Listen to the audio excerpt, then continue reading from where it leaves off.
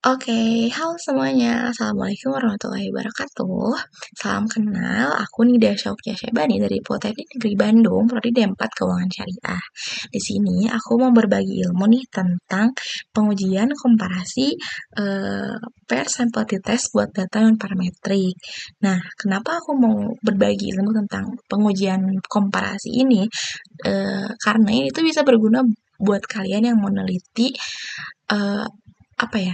Ketika kalian mau membandingkan, misalnya kayak nasabah nih setelah dikasih, suku bunganya tinggi, apakah ada perbedaan atau enggak, atau misalnya tingkat literasi mereka terhadap, bank syariah sebelum dan sesudah dikasih pelatihan tuh, ada bedanya atau enggak. Nah, ini tuh, pengujian komparasi ini tuh bisa berguna buat kalian yang meneliti data-data seperti itu.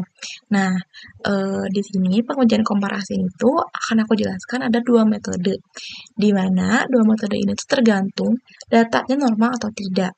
Kalau normal, berarti kita memakai paired sample t-test, dan kalau nggak normal, kita pakai Wilcoxon sign rank test.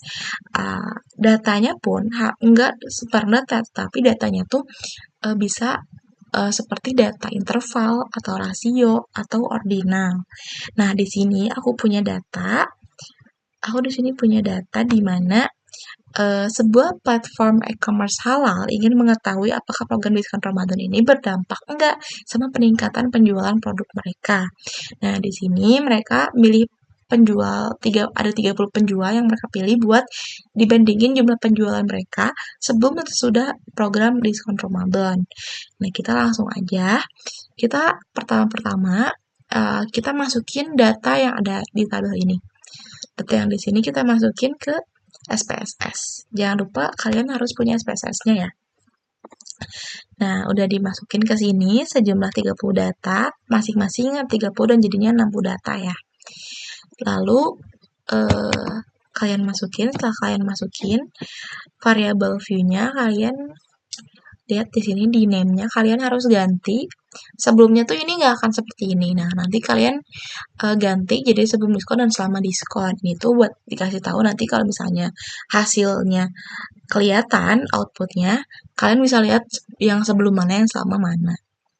Nah, ini dan harus pakai ini ya, kita nggak bisa pakai spasi di sini, jadi kita pakai underscore aja. Measure-nya kita scale. Oke, kita langsung analyze aja. Ada di atas, analyze. Kita mau ngelakuin uji normalitas dulu ya, karena semua uji yang kita lakukan tuh ya akan diawali oleh normalitas. Nah, kita ke descriptive statistics, lalu ke explore. Klik. Nah, dari sini kita harus masukin nih. Tadi kan awalnya aku udah ada di sini kan. Nah, sekarang reset lagi. Sebelum diskon masukin ke dependent list. Dan selama diskon juga sama. Nah, sebelum di-okein, kita ke plots. Normalitinya harus kita centang. Biar setelah kita okein, nanti langsung keluar tes normalitasnya, oke? Continue. Oke. Nah, banyak banget nih yang keluarnya. Nah, kita lihat fokusnya di sini aja. Kita fokus di sig-nya. Nih, ada sig di sini, di sebelah kanan. Nah, oh iya, sebelum kita menyimpulkan dari tes normalita ini, kita harus punya hipotesisnya dulu.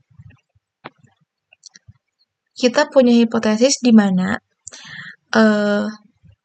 H0 tuh merupakan data terdistribusi secara normal, sedangkan HA itu data tidak terdistribusi secara normal.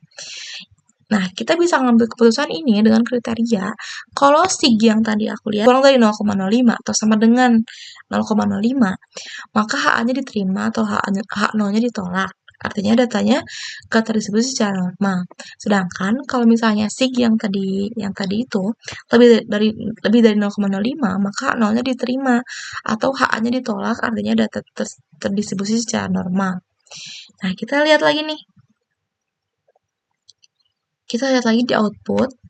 Ini tuh ada 0,06, 0,07, 0,1. Ini kan lebih dari 0,05 kan? Tetapi di sini ada 0,02, di mana ini tuh kurang dari 0,05. Sehingga ini tuh kita copy dulu deh. Copy. Nah, ada. Nah, ini kan ada 0,02 kan. Maka ini tuh kan kurang dari 0,05. Jadi, meskipun dari 3 tadi udah lebih dari 0,05, sedangkan ada satu yang kurang dari 0,05, maka ini tuh langsung datanya tidak terdistribusi secara normal. Berarti datanya ini nggak normal. Nah, ketika datanya nggak normal, kita harus kita udah ketahuan nih datanya nggak normal. Nah, berarti kita pakai Wilcoxon Sign Rank Test, bukan pakai Paired Sample T-Test. Soalnya syarat pertama Wilcoxon Sign Rank Test tuh datanya kan tadi udah data ordinal, rasio atau interval. Nah, syarat yang kedua tuh datanya tuh nggak normal. Nah, ini tuh syarat dari Wilcoxon Sign Rank Test. Kita langsung aja mulai uji ya Wilcoxonnya. Ke analyze lagi, analyze ya di atas ya, analyze. Habis itu ke non-parametric test. Ada lagi si dialogs, lalu ke two related samples. Nah, ini kan sebelumnya udah aku masukin ya. Ini reset lagi biar sama tampilannya kayak kalian. Sebelumnya di sini variabel satunya dimasukin ke variabel 1, lalu selama diskonnya dimasukin ke variabel 2. Dan jangan lupa Wilcoxonnya udah dicentang ya, biar nanti langsung keluar hasil Wilcoxon sign rank testnya.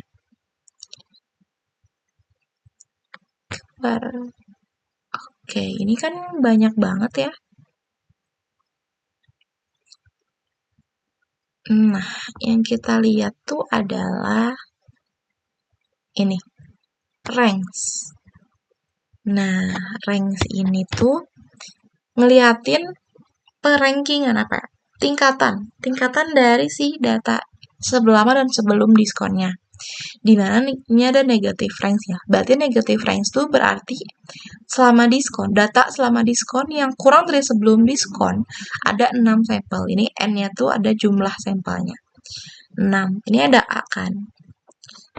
Ini ada A-nya. Di sini bisa dilihat data selama diskon kurang sebelum diskon tuh ada 6 sampel. Terus positive range-nya yaitu B. B itu berarti bahwa data selama diskon yang lebih dari sebelum diskon tuh ada 24 sampel. Gitu. Dengan TICE-nya tuh berarti nggak ada yang TICE 0 ya. Totalnya 30 data ya. Lalu ada min rank-nya, ada negative range-nya 9,42 dan min rank dari positive range-nya 17,02. Terus sum of ranks-nya ada negative range 56,50 dan sum of ranks dari positive range-nya 408,50. Nah, lalu ada tes statistiknya. Nah, inilah yang akan kalian simpulkan. Dari sini datanya tuh. Kita bisa lihat dari tes statistiknya. Di mana kita lihat di asumsi totalnya. Di sini hasil datanya tuh hasil asumsinya kurang dari 0,01, which means itu artinya kurang dari 0,05 kan. Nah, sehingga ini kita copy dulu aja. Kita Ctrl C, terus pindahin ke Word-nya.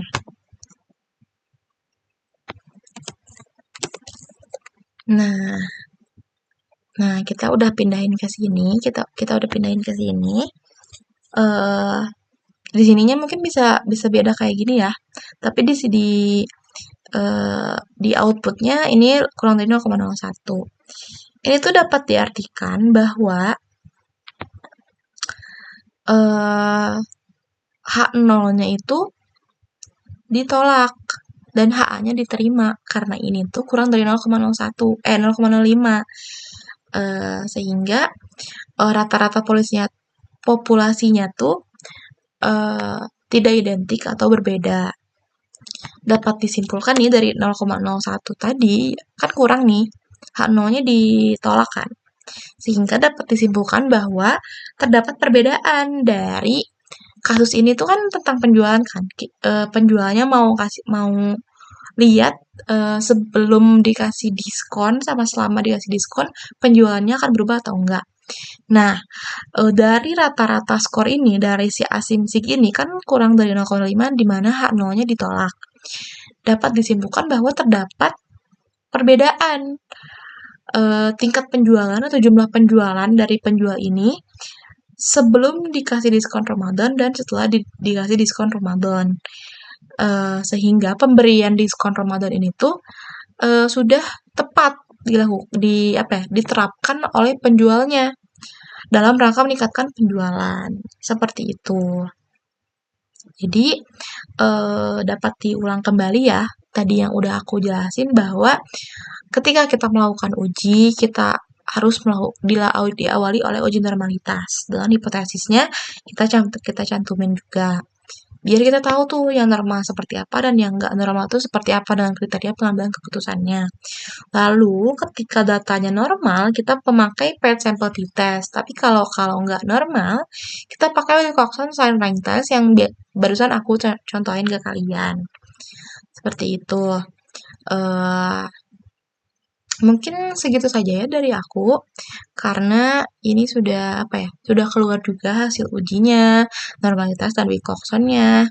Semoga ilmu yang aku share ke kalian tentang pengujian komparasi ini bisa berguna buat kalian dan jadi ladang pahala juga buat aku dan kita semua. Terima kasih, mohon maaf bila ada kesalahan atau misalnya aku ngejelasinnya bikin kalian pusing, bisa pelan-pelan aja ya.